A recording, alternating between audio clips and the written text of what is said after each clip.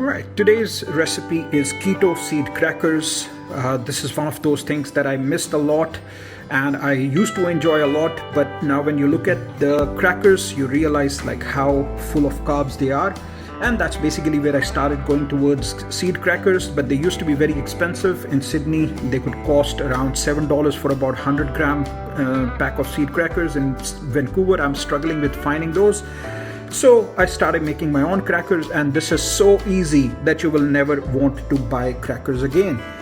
My key ingredient here is the pumpkin seed. So I'll start off with that. It's best to find this pumpkin seed. Generally you get it for like about $5 a pound, and you only need about 2/3 cup. So let me put about,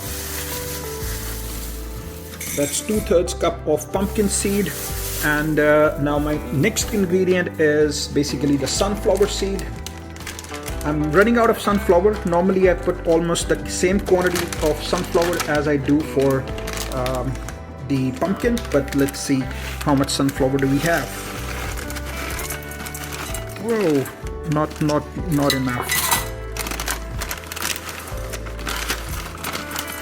About 1/3 cup of sunflower seed. That's good enough. That's the last of it. Now I generally have sesame seed as well. Today I don't, doesn't matter.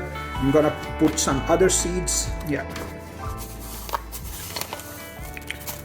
that's around roughly 1 tablespoon of chia seed and 1 tablespoon of flaxseed. Now this flaxseed also works as your gelling agent as well.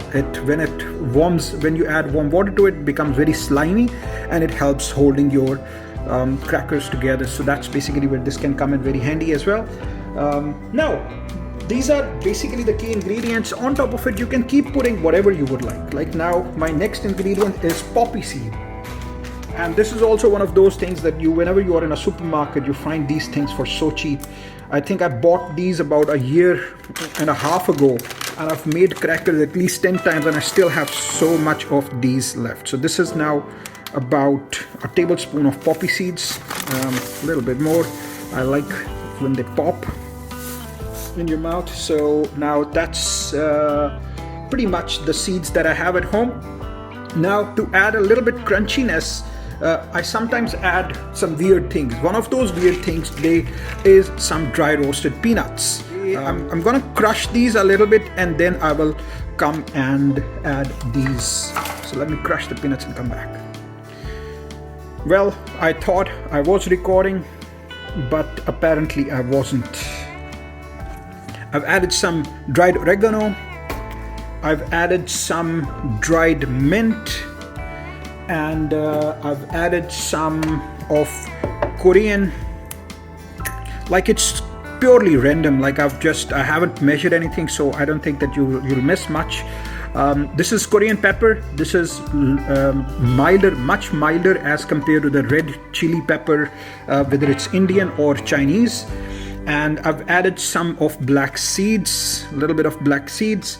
And the most important element that I may have missed when I stopped recording was psyllium husk.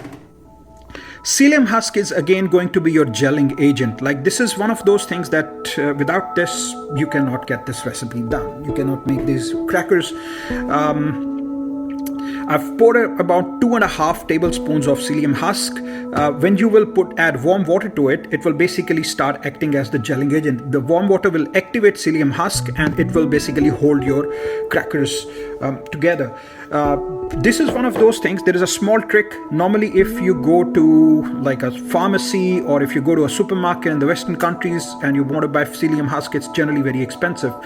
But if you were to go to like a South Asian supermarket, a Bangladeshi, Indian, Pakistani supermarket, and you ask them for ispagol, that ispagol would be like, this whole thing would probably be like $2, $3 maximum.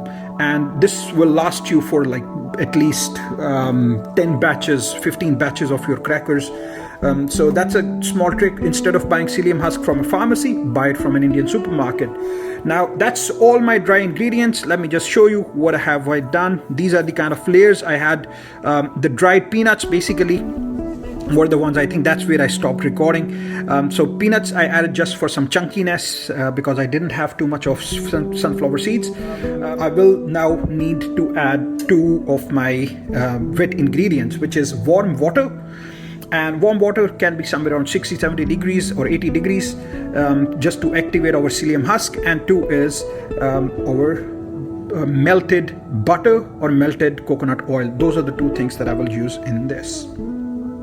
Okay, I've changed my mind. I realized that this time I didn't put sesame seed. So to compensate for that, instead of using coconut oil, I'm going to use some sesame oil. So this is 100% pure sesame oil. I'm not sure if my camera can. Yeah.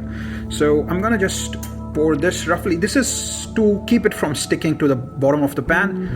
That's around 1.5 tablespoons of sesame oil. And now I'm going to pour in about 2/3 cup of water. So, oops. That's warm water. That's around 70 degrees. Doesn't necessarily have to be this. I'll see. So now if you see, it's become a bit liquidy. So I need to now just mix it up. Just mix up all your ingredients. Basically what I want to do is I want all my seeds to be coated with the psyllium husk, and psyllium husk to be wet so that when I leave it, it starts gelling.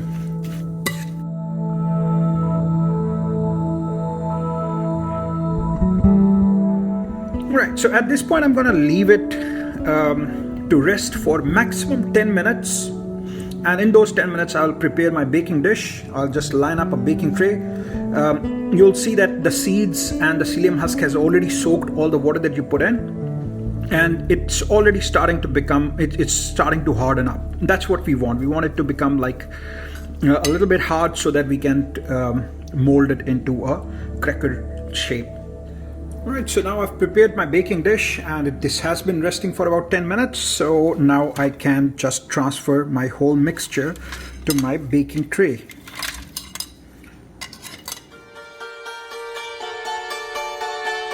Right, so with that, now the next step is to flatten it.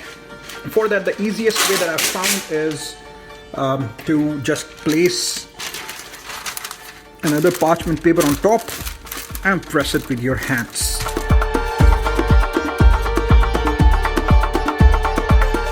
And at this point, if you have a rolling pin, that's great. Otherwise, you can just use anything that rolls and is flat to sort of roll it out.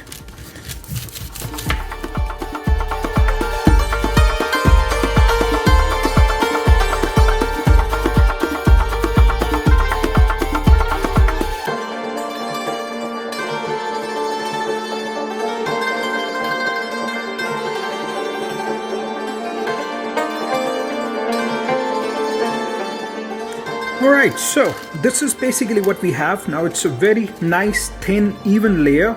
So it's not too thick on some edges. I felt at some point that it was a little bit uneven. So what I've done is I've taken those parts, as you may have noticed in the video. Now it's very even and a thin layer.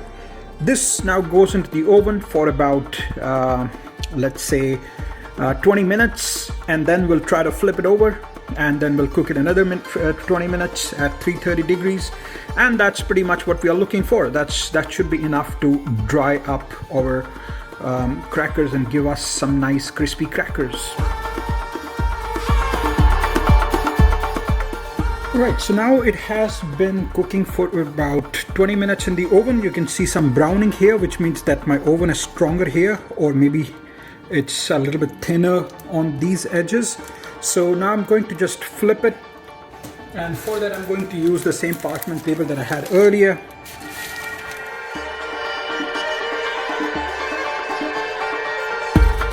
I can already feel that it has hardened a fair bit, so which means that now in the second batch it doesn't need to go for too long. It's already holding its shape, which means the crackers are nearly done. I just need to get the remaining moisture out. So now I'm going to put it back in, so you see like this.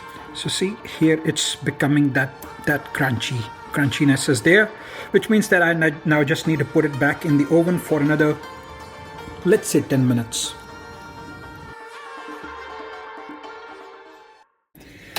Alright, so here's our final product. This is basically, now it's been in the oven for another 5 minutes. I didn't cook it for longer than that because I felt that it was browning, and because I already could feel that it was sort of becoming like crackers. So that's pretty much like, I didn't really need to go any further. Now people use knives and stuff to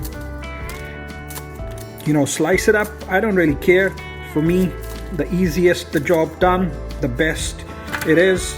And that's my crackers. Now you can see like how beautiful, thin and yummy. Like this is the cracker. I'm not sure if I'm not sure if my camera can catch this sound, but you can feel like how it's crumbly. Oh, so crispy, so crispy. I'm not sure if you can hear the crunch, but let's try it anyway.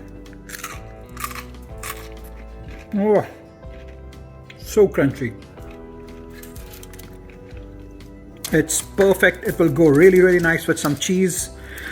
Get some cheddar, get some manchego, and or get some dip.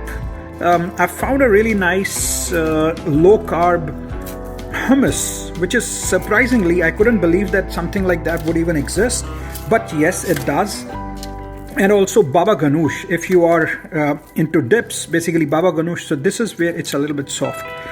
Baba ganoush is a dip made with eggplant and yogurt.